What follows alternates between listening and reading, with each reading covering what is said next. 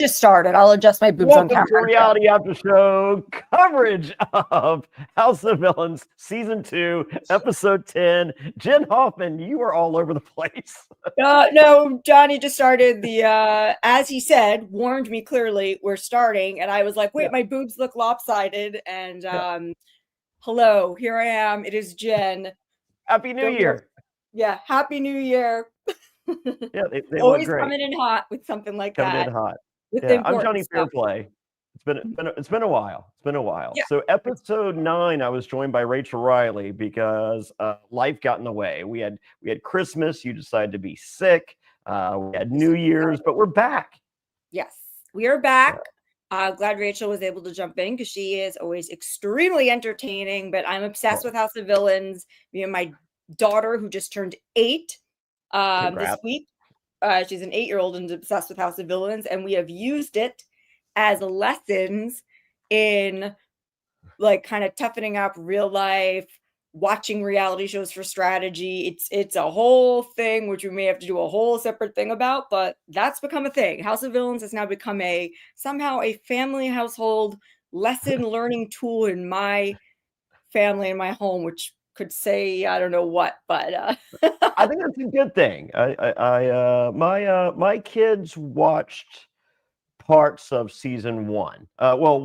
My oldest watched all of it, and then she's like an adult 2. Yeah. So So yeah, we're good. Well, where we last left off, Jenn Hoffman, and for those of you that don't know, today is January 3rd. It is early morning. I am doing dry January. That's right. Look at this. This is a non-alcoholic IPA called Safety Glasses. Wait, do you like the taste of alcohol that much, or is it just? Or I have a dry question. When people do dry January, or if they don't drink for a while, why do people drink non-alcoholic stuff? Is it because it's a habit and you miss it, or is it because you like the taste? I love the taste of an IPA. Okay, fair enough. I like the taste. I like the taste of like a Coors Light or a Bud Light or a Mick Ultra, like on a hot day at like when after I mow the grass or something. Yeah, I used to love beer, be like even like a beer nerd, kind of like going to different breweries and getting into it, and then I kind of stopped. Like I could drink maybe like a Corona or something, but I didn't get it because if I were to have a mocktail, it would have to be like a fake bourbon or a fake whiskey or like and that doesn't translate. It's not like enjoyable to sip on like a fresh drink. So that makes sense. I was curious. But I'm excited because dry January ends February. And February 1st, I believe, is the WWE Royal Rumble. So that's a great time to celebrate. We have the Super Bowl. That's also gonna be pretty cool. But I gotta break kayfabe here. I gotta peek behind the curtain. So I'm going to the Duke's Mayo Bowl in Charlotte, North Carolina today at Bank of America Stadium where the Carolina Panthers play. And it's Virginia Tech versus Minnesota in the Duke's Mayo Bowl. And Duke's Mayo was kind enough to give me club level seats, 45-yard line. They're insane. Awesome. I may have a pint tonight. You might. The dry January would have lasted 3 days. Well, but I mean, blame Duke's Mayo, don't you dare.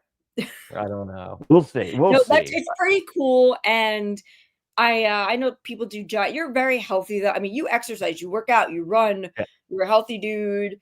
Your mental health is intact, even though you pretend you're somebody who it's not. I always like to tell people that you're not really a villain, you're not really nuts, but I'm not supposed to say that. Sorry. Sure. I blow your cover. I like to. And dry January, I get, but I don't know. I'm not like I've done actually, you know what? I should take that back because I've been like, I'm gonna be vegan from X amount of time to this and this. I've also done keto X time, not for any, just to try it, just for the hell of it. Yeah. But like I hate dry January type stuff or like sober October or whatever, because life happens and then you have like a weird guilt or did I break it? And it's like, how about just roll with life and instead of calling it dry January, call it like limit it to events instead of like just because. Yeah. So anyway, well, back Will, to House will of people get Villains. to see you, stalk you, or find you at this game? Can they? Yeah, like I don't mean like in a weird way, but I mean like are the tickets available? Can they meet you? Is there something that happens? Like Oh well, I mean, prior to the game, I'm going to play some pinball, and I'm hitting a couple places. I mean, I'm going to be there. I'm around the 45-yard line, the 300 level. So that's okay. the club level. It's going to be 35 degrees, Jen. Yeah, it doesn't bother me. I like it. Oh, well, see, you're New York. I was just saying, you live in North. You're like, you're Yeah, Mr. no. So the Sunshine. club level, I can go inside and hang out, So I'm Yes. very excited about that. Yeah. So What I was and really my trying to hopes and ask is this another okay, so Fairplay sent me a gift, which I believe was a re-gift of something from House of Villains episode 1. Had to do with the sound bath that you had. well, no, it wasn't episode 1. It was No, season 1. I'm sorry. I apologize. Season 1. yeah, sorry, yeah, season 1, the reward that me, Omarosa, and Anfisa went on. Keep talking. I'm trying to grab it. It's just very. Yeah, so we won a sound bath and then the sushi and champagne or sushi and wine or whatever. But they did not show the sound bath portion of the reward. But Right. we did it, and I sent you the sound bath bowl, This was and it's a nice one, right? super. Oh, so it's super exciting. It's actually a really nice, high quality sound bath thing. This thing probably split in shipping, so I'm going to see if I can get a new one or get it fixed. Oh no! But look, no, what's extra awesome is it came with like some selenite wands, which are like the charging crystals, and a little bag of crystals from, I guess, a place that's kind of by Jax's and by where you guys filmed. We'll give them a shout out. Earth and Soul sent some crystals, and some of them I couldn't identify, so I got out a crystal app identifier. So thank you for the gift. And this is a house. I added the extra crystals; they did not. So that was part of the reward, but it was like a whole thing. I looked them up, and their shop right now isn't open, but her big thing is she does like Reiki and sound baths and all those things. So I looked it up, and I just wanted to have it out and say thank you for sending me the house. Just as related to House of Villains, I figured I'd whip it out, and it was nice. But I also thought about how when you send stuff, even to me, your friend, I get a postcard of you with a QR code to like all your promos and like website and stuff. And I was like, damn, he's good. Well, I send that with other so like if you go to johnnyfairplay.com, it's got the links to my live shows and my cameos and my eBay records. I listed 250 records on eBay just last month alone.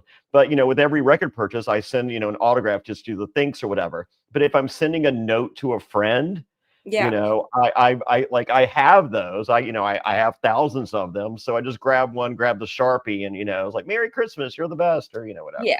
No, I just love the fact that you had those made and that you're so good at self-promotion. Like you are PT Barnum. You're that you are him. Like between wrestling, reality TV, your life. I was like, you're like a entertainer or PT Barnum, and you're really good at promoting and stuff. And I was like, God, I wasn't making fun of the fact that I got it. I was like, God, it was like I was like, there's like no like stone unturned in like you're like a 20-year reality star veteran who people still bought like as a top cameo person, and like like I was like, he's doing it right. He needs to like start a course like about something like that, like how to stay relevant or how to self-promote, or I don't know. Yeah, how to send a thank you card with a QR code to your own shit. Look, there's tons of people that have been on reality, and you did have a huge impact and were like a massive character, and like the whole grandma thing like solidified you in like Hall of Fame forever type situation. However, there's people who maybe didn't do something like that, but could keep it going if they did stuff like had postcards with the, I don't know. We're rambling and babbling, but just his gift was House of Villains 1 related. I wanted to break it out and show you, and also poke fun / say that this man needs to start teaching viewers and people, whether it's your job or you're a reality TV star, whether you're an accountant or reality TV star, you probably can learn how to self-promote from this man. Oh, there. Well, thank you. I'll take all the compliments. So, where we last left off was episode 9, and Jesse becomes the supervillain of the week, and he nominates New York and Candy. They both took it well. so much. And we're here at episode 10, and we're reminded that Wes promised on his daughter's life the pact with Jesse. And we're also shown that you'll be returning to the stronghold in 1 hour. Yes. All right. So this Wes promising on his daughter's life, it proves to be very important towards the rest, the finale of the show and the end of the show. I'm very happy it's brought up and shown, because I won't reveal what happens, but there's a he said. Yeah. And it wasn't he said. Yeah, and this is almost like foreshadowing the he said. So it is pivotal. Yes. So what do you think about swearing on a family member in a reality television format? I mean, like, it's kind of like tantamount to you like saying your grandma's dead, like, you know what I mean, in a way, because it's not real.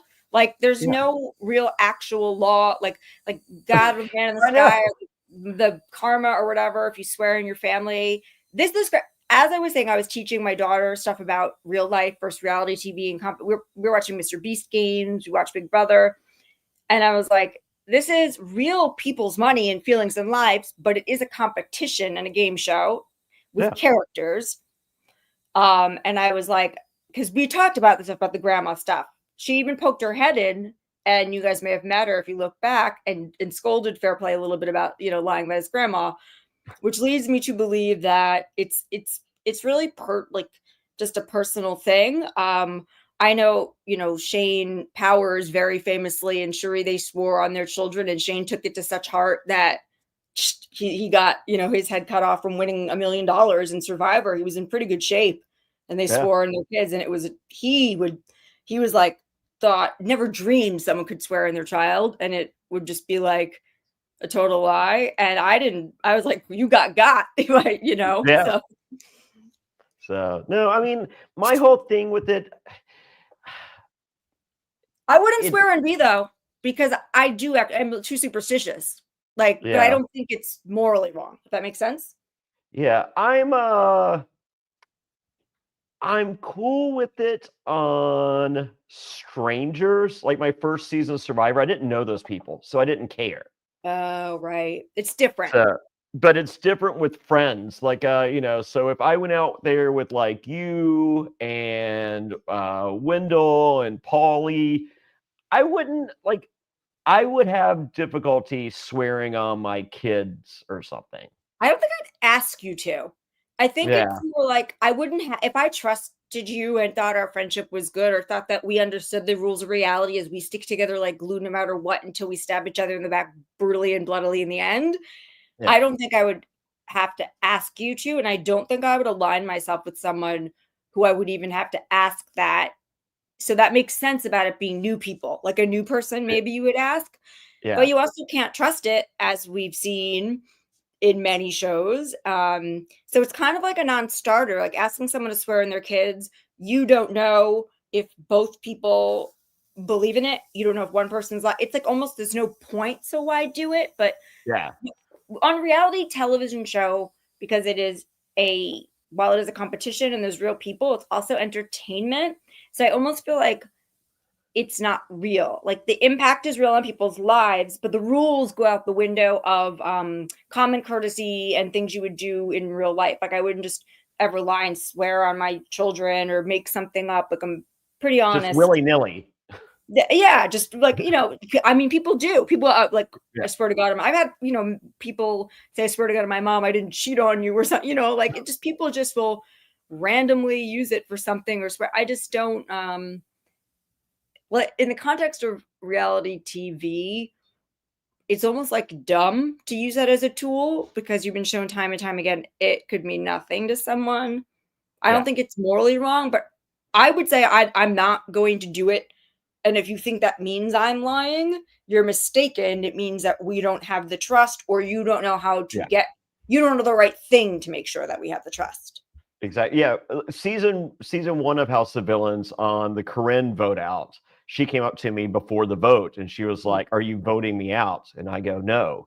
And she goes, "Swear on your fiance, Jessica." And I go, "No." And she goes, why? And I go, because I don't swear on people anymore. That's so passe. And she was just like, well, I need you to. And I was just like, no, I told all of my family members that I'm not swearing on anyone on this show. And she was like, I think you're voting for me. Between this and the he said with Wes, and we'll get into it later. I feel like if I was on House of Villains or on a similar reality show, I would walk in and announce, nobody asked me to swear on my children or parents or anything because it means nothing. Yeah. Not going to do it. Doesn't mean I'm lying. If that's Yeah. your gauge or your barometer of whether I'm telling the truth, you've already lost the show. Game on. Yeah. Let's go. Yeah. There we go. So, all right. So back to the stronghold in 1 hour. New York thinks being more social is better for her game. Yeah. New York, not staying in your room is much better for your game. Candy starts crying, and Candy says she needs money for her mom that works at Walmart. Oh, I saw that. It's a big note. I terrible handwriting, but I'm like, mom still needs job at Walmart. Hey, times are tough. Larsa thinks maybe this game is about personal lives, maybe. And New York announces, attention Walmart shoppers. She does not give a fuck about Candy's mom story. She's producing the show. New York has become like one of my favorite characters of all time, especially with the second season really showing up. Like she makes it everything entertaining. If there's a lull, it's like not only does she become more social, it's like something lit up inside of her as she's just more fun. Different. Yeah, like she's just as smart as like some of the best producers ever for just creating content and making herself a character. And I just love her. Like I hope I get to work with her someday. She's awesome. All right, so attention Walmart shoppers. I have never, so growing up as a kid, it was attention Kmart shoppers. I never went to a Walmart either, yeah. Okay, so yeah, so it was attention Kmart shoppers, and they would have the blue light special. So here's how famous I've always wanted to be. And so going back, so when I was a little kid, everyone was like, what are you going to be when you grow up? I'm like, I'm going to be famous. Me too. And they're like, thank you. And so no, when I was a kid, my mom would take me to Kmart, and I was like, I want to go to the toy section. Leave me at the toy section. I was like, okay. So I'd go to the toy section. And then as soon as she was out of eye range, tell me you got on the thing. I would run to the front desk, and I would say that I was lost. And please say that little Johnny is up front, just so I could hear my name over the intercom. So I used to commandeer the thing. So when I was younger, I wanted to be an actor. I wanted to be Madonna because she was a performer, not the best thing. Sure. I always wanted to be famous too. But I really was very much wanting to be a performer. I'm theater geek, all that. But I used to actually grab the things at stores and make like random announcements. Like if my friends were there, page them. So like I didn't think about pretending I was lost or getting them to say my name. Instead, that was like my thing, was like getting a hold of the speaker and saying something. Yeah. No, that's equally as troubling. Hi, I'd like to introduce myself. I'm Jonny Fairplay. I'm an attention whore, and apparently so is Jenn Hoffman. So nice to meet you, everyone. I didn't need my name called. It was as simple as just me giggling to myself because I said like clean up on aisle 4, emergency clean up on aisle 4, or just like saying one of my friends' names, being like, so and so, please come to the front. It's an emergency. Like. I now laugh for 2 minutes watching a TikTok of a guy farting into a Walmart intercom thing. So that's where I'm at in life. All right. Jesse now has chicken pox on his testicles. God, where did New York come up with that? That's hilarious. I think she was trying to say like a pox or a hex upon you because she's gone with the witch theme the whole season. I don't know. I mean, I don't need to literally imagine Jesse with chickenpox on his testicles, but just hearing it, I think, is funny enough for me. So Jesse is crying at this point because it is a Candy elimination. So was this the right move? I feel like Candy wins this game if Candy's still in the game. I agree that Candy had a very strong chance. I mean, you never know what happens, but that Candy that in my mind, I'd be like, I want to get rid of Candy or Wes. I'd be a little afraid of New York too, though, because she's played it twice and she's smart, and people like her and are afraid of her. But Candy's so likable. Like everyone loves her. She gets the votes. She didn't screw anyone over. So like I get the move.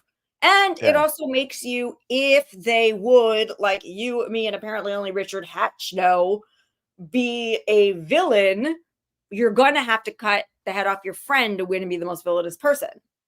That's a villainous move, but we'll see if that's appreciated. Season 2, I don't know if it was season 1, and I do have a quote from Wes for next episode. So get ready for that.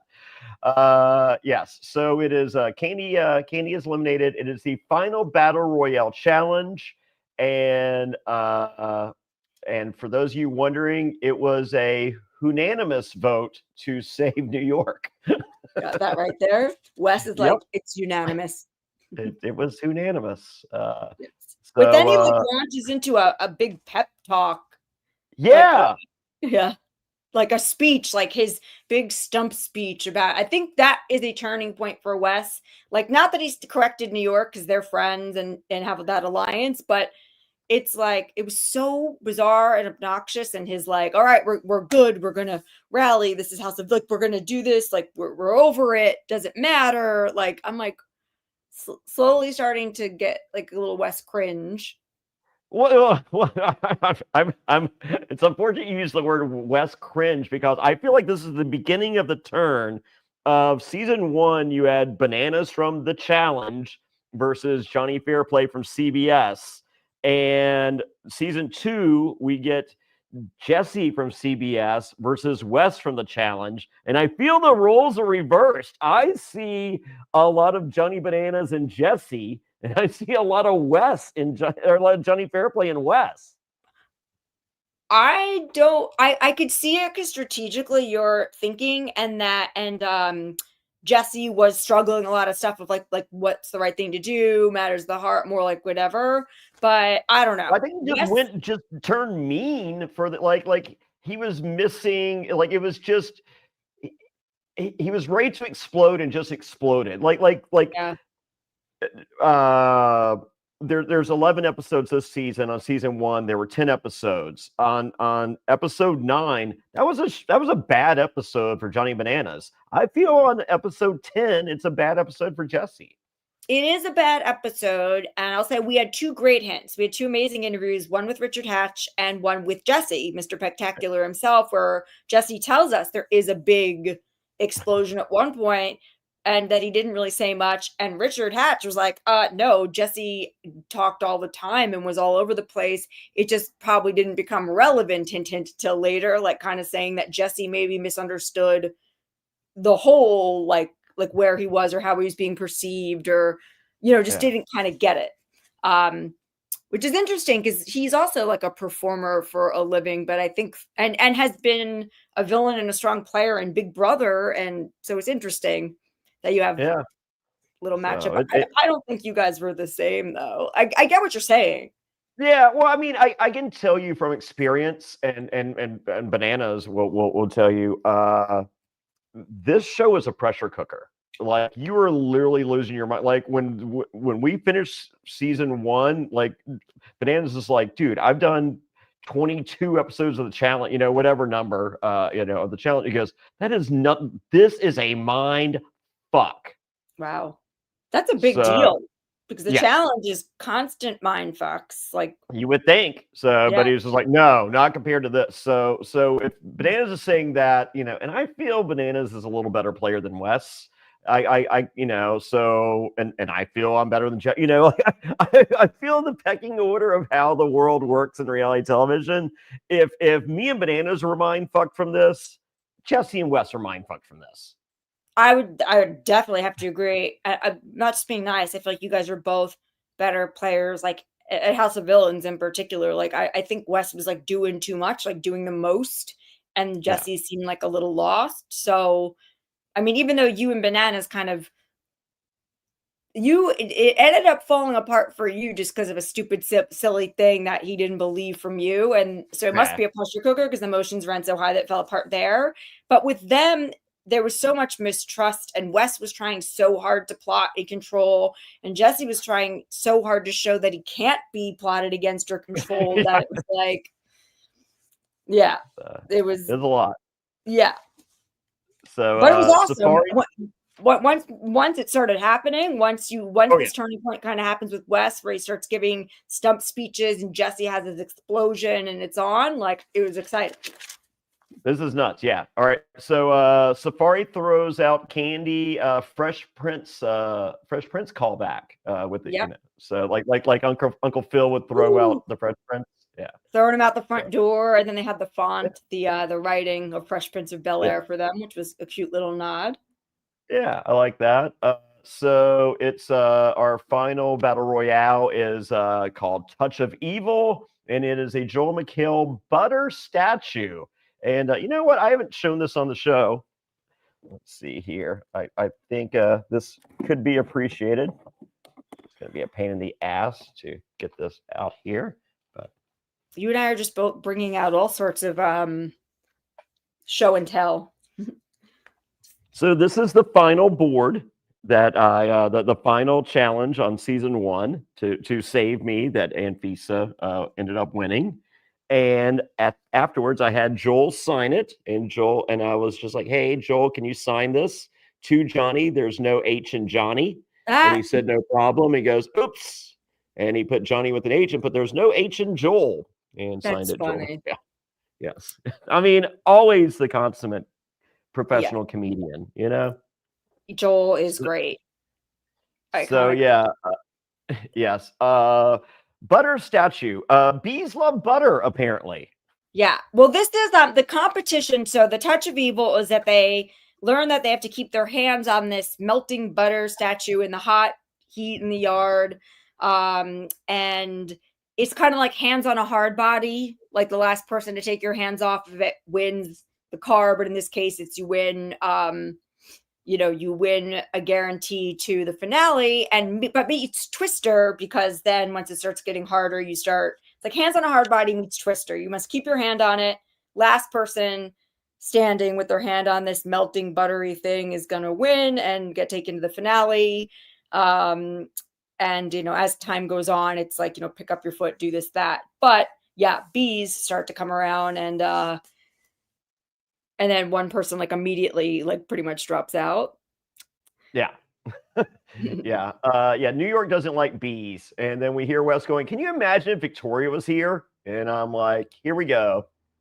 Why? You cannot say words like that. Yeah.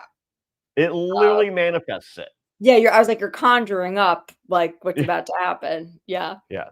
So the distractions are here, and they're moving back into the house and voting the winner. And so we go, so everyone has their hands, and then it's one leg up, Larsa out, then Safari, right foot on statue. Jesse wins. Yep. Yeah, we have a Wesley Jesse showdown, and then Jesse wins. Yes. And Wes never wins any supervillain. And I'm just like, wow. I'm just like, you have Johnny Banana's protege here, and Johnny Banana's won plenty of supervillains his time in the house. Right. I won supervillain. I know. Wes, step up the game, dude. Larsa makes have her little interview, and she notices finally, she's like, Wes is not a competitor, he's a weasel. She gives that quote. He is a weasel. At least in terms of House of Villains, he has never been super villain. He's not really doing great on challenges. And it's like, you're starting to realize that he was relying so much on his belief in being like an evil mastermind, that people weren't really realizing they didn't really need to be afraid of him because he wasn't winning any challenges. Could have gotten rid of him a long time. No, you didn't have to fear Wes, at least in this context. Yeah. So, well, Jesse was a dickhole. So is dickhole worse than weasel? That's it's a grosser word. So no matter what it is. Yeah, I don't think I've ever been called a dickhole. So So everybody's in the house, and Victoria brings her own princess fort, and she's going to live in the foyer, but she's actually not. Yeah, I like the art department. They actually show art department. It says like art department, and they show them bringing in a bed with a little tiara of something like one of our daughters would have or something like that. And Sure. it was probably a fun little plan they had. Like she was like, I'm not going to sleep there, so they had it ready. But it's probably more annoying to sleep down there in the foyer anyway. So. Yeah. So, well, Hatch and Safari are down to sleep in New York's room, and she's not having it. No, New York wants her own space, her own room. She literally just tells them no. I love that about New York. She's like, what are you doing? Yeah. So, well, if you're wondering if this show is personal and if they're all in a group chat together, like we are on season 1 minus Jax, no, because Wes reveals right here that he won't be friends with Jesse if he doesn't bring him to the finals. Oh yeah, he says Jesse will be dead to him. Yes. That's a lot. If he meant it for dramatic effect, because he was pulling a little I'm bit of telling you, I think Wes's mind fucked it. Like I feel that everyone is feeling the effects of what House of Villains really is. If it's that intense, that's pretty wild. Yeah. So it's nuts. I mean, as I said, season 1, I left. I was just like, everyone's just like, I'm just like, fuck, get ready. Right. So, well, you could tell on this. Oh, what were you saying? Go ahead.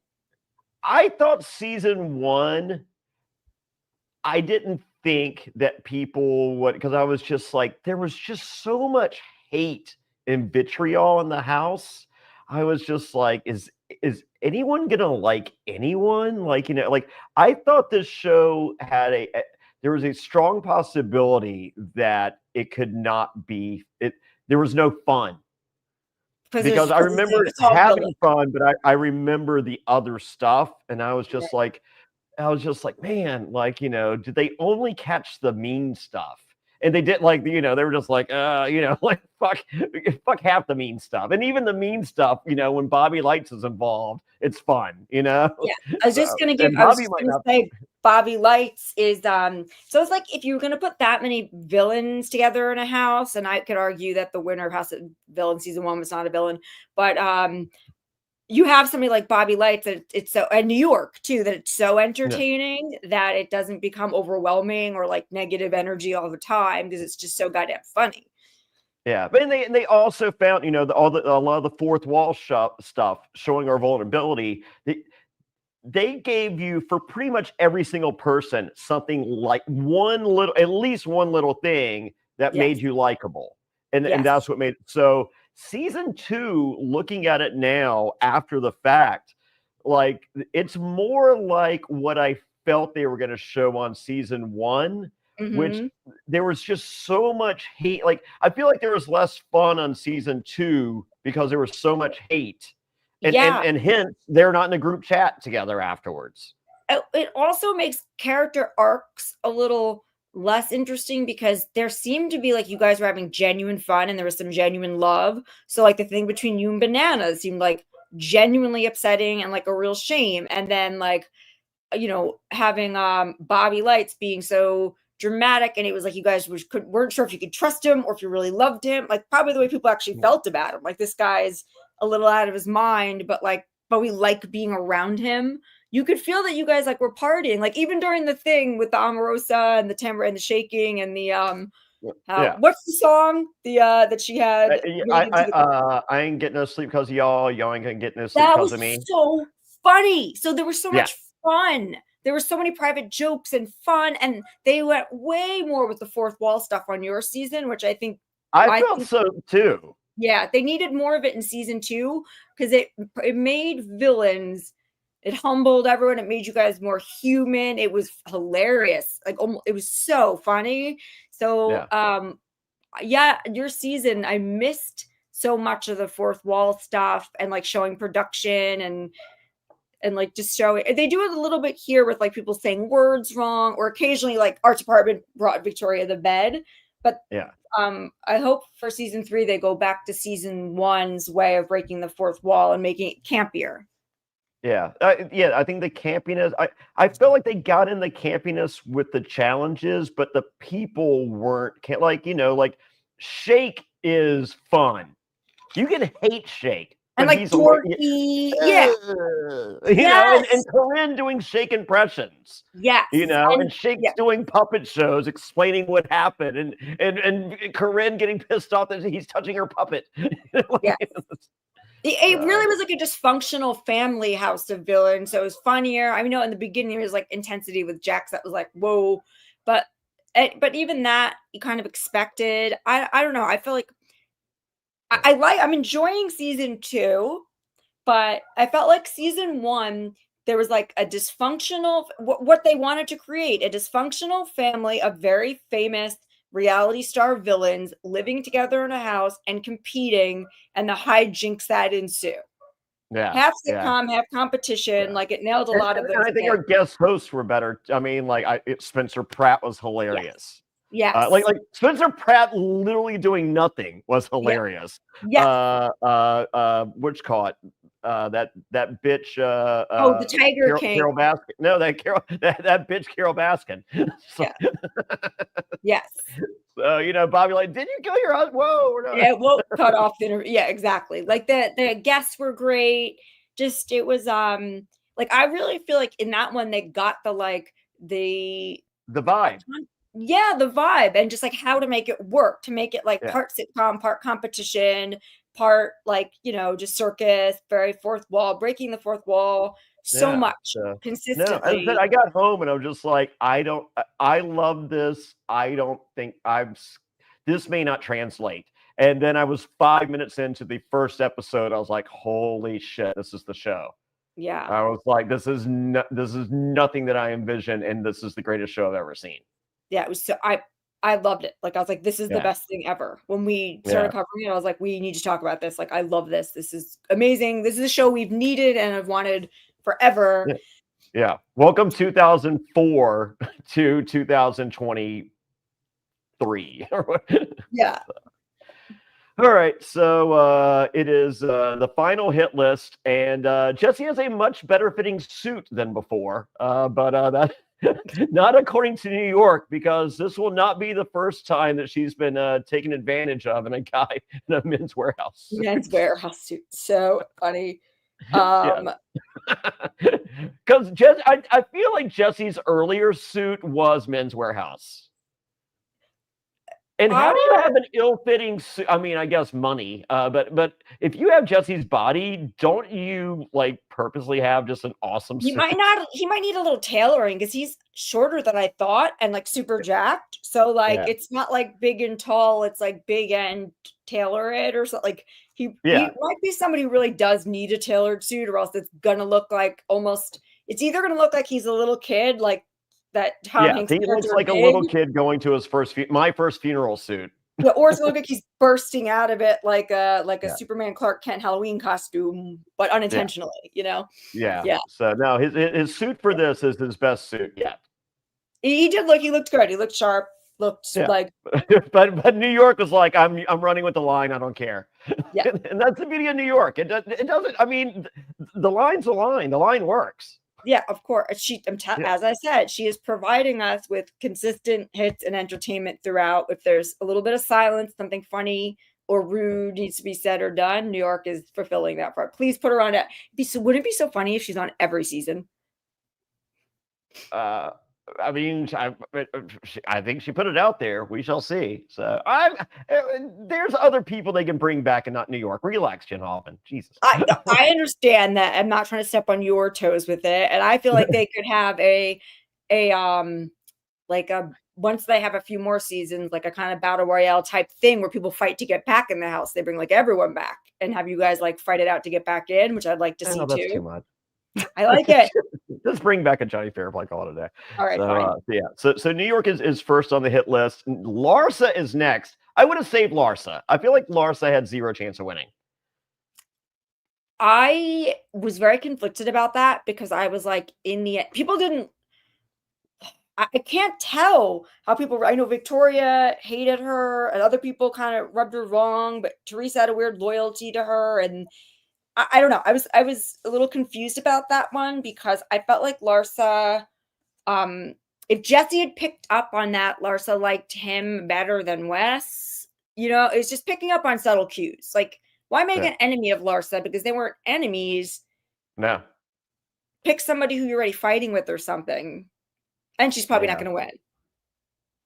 So, well, I feel like there was a loyalty / not loyalty. Like, the key to winning House of Villains is to be in a room of 3.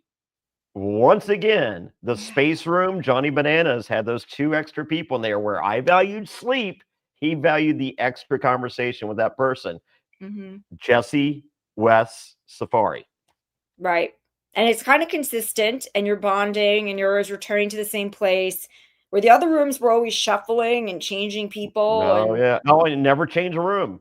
Yeah, that is it's a good little superstition thing. Anybody who gets in that house next better choose the room of 3. There we go. So I'm going back to my same room. Don't worry about it. All right. I don't know. Am I that stubborn? Come on, Jonny Fairplay, you want to win, right? All right. Next, Jesse reveals one person doesn't want to compete, and Wes walks over and says, "I want to compete now, bitch." And then Jesse with a Jonny Fairplay-esque speech, and it was like, okay, here we go back the other way, and. But don't worry, Wes has the counter. It's hard being a genius. Big Brother is irrelevant. I have always. It's not my fault. I'm in Mensa. Yes. Or maybe he's not. Wait, I've always had fun with my Big Brother brothers and sisters, in which they're just like, dude, you're like on Survivor. I'm like, yeah, and I'm just like, dude, you're on Big Brother. Like, is that show just like streaming? Is it just on the internet? Is it like a YouTube show? How does that work? Like and they're like, no, it's on. I'm like, I don't think so.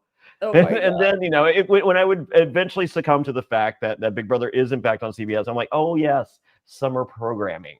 Got it. And I like you guys have your little rivalry. There's always a little rivalry between the network shows and which one is big. But Sure. But Wes, it is interesting because coming from MTV, which is like generational, like you are a freaking rock star, superstar if you were in the real world. And then the challenge kind of keeps that going. But that's also a bubble. It wasn't a bubble if you were on the real world. That is like you're as famous as an actor pretty much through, And Wes was on the Real World. Yeah, I know. I remember very clearly. Yeah. And then Me too. I didn't like him. I didn't either. He drove me crazy. I was like, ugh. I wasn't a fan then. And I've seen a few challenges, and I was like, yeah, like he definitely like grew up and had different characters. I sent you the Josh thing, right? The Josh Big Brother. He called out Josh. Like Josh was just like, at the finals, I'm gonna, it's finally gonna be me and you 1-on-1. He goes, no, it's not. You do not exist. Oh, yes. Yeah. Nope. Yeah. He just was like, no. No, this is not a thing. You want it to be a thing, but it's not a thing. Yeah. And he was like, no, but he goes, no. Yeah. It works better for Wes on the challenge for some reason than it does on House of Villains, this persona, which is funny because it should work on House of Villains, but instead, maybe because there's other villainous people and people willing to clown, it ends up like just seeming silly. House of Villains, there's so many personalities that no one exists outside of their sphere. Even locked into this bubble, they still won't register your existence. Right. That makes sense. Yeah. I mean, it is like Hatch said. I mean, and once again, I think Hatch, the demo doesn't work for Hatch and House of Villains. Totally. But Hatch did notice. He was just like, and I think Jesse, if you're not, it's all followers, TikTok views, like it is sponsors. It is nothing else. Like that is their compacted world. Right. Like Hatch understood the assignment and the premise of the show, but now it's like the assignment and the premise of the show is no longer the premise of the show when the demographic and the characters and the people on it are living in a completely different world than you. So instead, it's about like who's the most popular, which show, who people recognize, who has sponsors, who has social media. So to them, Big Brother is irrelevant, even though Big Brother probably got more views and probably had more people watching the live feeds, and he probably has more super fans. But like, and he has a decent social media following too, because he has a wrestling career. But I see why. I don't know. It's just I like how Richard broke it down and said that they didn't really get it. I think you and I have said it, and then Jesse's final explosion, like I had to get rid of Candy, like I've had to do things, I've had to hurt people, like I've been the one actually kind of being a villain here, and now you're mad at me, and like it doesn't make sense. Wes understood the assignment because he was being a super villain too, but I feel like the rest of the house didn't. Yeah, I think the beauty of season 1 versus season 2 is there were these self-absorbed people comprising season 1. However, for I don't know if it was just that correct combination of people. People opened up their bubbles. Right. So I mean, like everyone there that knew Shake hated Shake because of Shake. They just, it's just like, oh, he's the guy that asked if they could put the girl on his All the girl shoulder. fat, yeah. Yeah. And it's I didn't know who Shake was, and then I'm like, I thought it was funny. B, I'm just like, okay, that's one throwaway line. Right. Like, who cares? And then I met Shake, and my fiance, out of the entire cast, we love Jax. Some of us like bananas more than others, but my fiance is just like number one favorite person. Love him, Rose. Number one, Shake. Yeah. That's my fiance's favorite person in that house. It's good casting though, because I did watch his season of Love Is Blind, and it was awful, and I left like disliking that I usually when I watch the TV, don't actually get personally invested in my feelings in reality shows, because I know what it's like, and there's no point. Like, people don't really know you. But I really, when Shake was in the House of Villains house, I was like, ugh, at first, until I started to notice that he was kind of goofy, and like, he grew on me, definitely. But like, I think they casted it well too, though, because they had people that had like people that wanted were sending them death threats on Instagram for saying like a girl was a little too chunky for what they're attracted to or whatever. But it's also like New York. Everyone thinks New York's the worst, but everyone's like, no, to work with her, she's like a sweetheart. Yeah. So you never know. So no, it's very, very strange. So Wes admits that he was puppet mastering everyone. And well, guess what? Safari's going to the finals. Which I didn't even talk that while all that was happening. I made a note that I did say that I thought Safari was going to make it far, go to the finals. Yeah. So Safari is, I believe, I may be mistaken, Safari was the only person that watched House of Villains season 1 twice. Camilla may have as well, but I'm pretty sure Safari did. Yeah, when I made my predictions that I thought that he was going to go far, could win, could whatever, I think, you had said that he had watched it twice and studied it, and he was I think he had a weird edit. We can get into more of it towards the end, but he was doing a lot of really funny stuff, like when he was like going like this in the corner or like popping around stairs. And apparently he yelled all the time, but we didn't grasp that he yelled all the time. I feel like he was doing a little bit of like a New York light, like he was starting to get it, like, oh, make faces, be goofy, be silly. And when we get into the finale, we could talk about some of the stuff he said, and I was like, I saw that happening, and I feel like he was doing it on purpose and creating this character or caricature, and it wasn't. It could have been used more.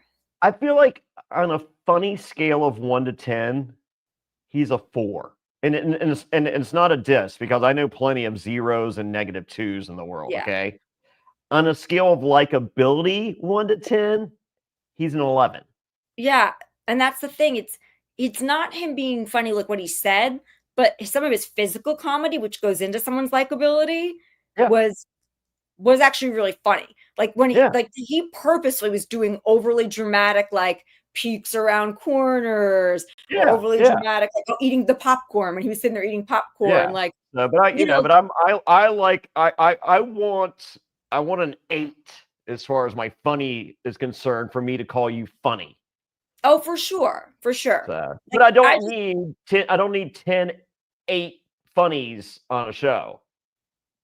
I think one of the problems here is exactly what you're saying, is that there was like a sort of negativity and a hatred and a lack of friendship. And I honestly think Larsa had a big part of it because I think Teresa had a good thing going with, you know, even though her cooking wasn't great, but like the mother thing, and Jesse was warming up to her, Victoria was warming up to her. New York was going to cause trouble, but it was shenanigans. So there was no Yeah. real problem there. Like, and then Larsa comes in and starts really fighting like brutally with Victoria, and just Yeah. it's nasty. It's not even fun to watch because it's so nasty. It's different than Larissa and Victoria, because that's like funny because they're just Yeah. insane. Yeah. But it got like a little just mean, but not like in a House of Villains entertaining way, in a little bit like almost like, Housewives way. yeah, which I'm not that into, the like, I'm too good for this, I'm this type of Yeah. person, like, and Yeah. I feel like everyone started to kind of go in that direction, almost like Larsa was in a weird way puppet mastering accidentally the tone of the show more so than Yeah. even Wes. Yeah. So, well, we'll get to Larsa next week. I have things. So, but speaking of next week, Eva 2.0 is revealed. Holy moly, you're not gonna believe this, except for the fact that you told us on episode 1 or 2. Monica Garcia is Eva 2.0, and also it's the finale. Yes. So keep in Uh, mind the things that we just talked about, because they do set you up. They do give you lots of foreshadowing and a good setup for what's about to happen. And I think it's a good finale. I think the very end, the very, very, very, very end of it was good.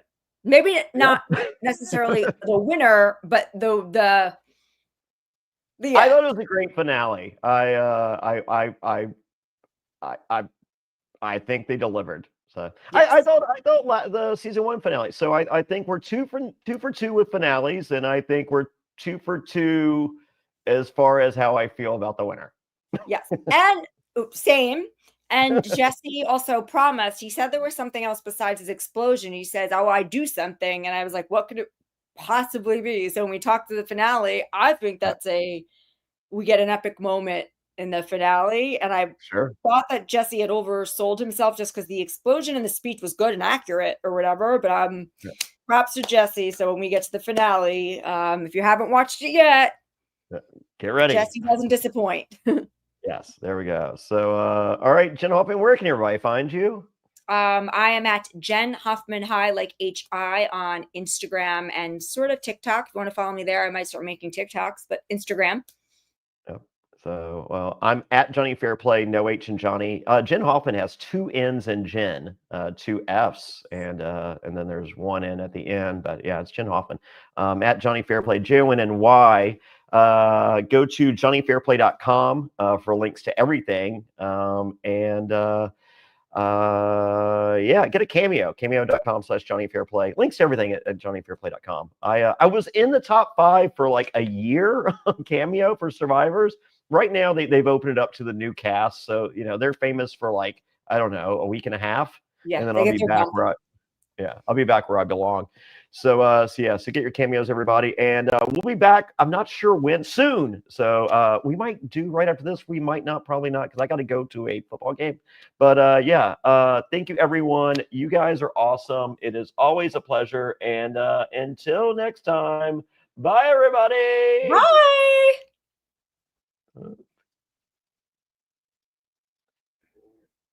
Uh,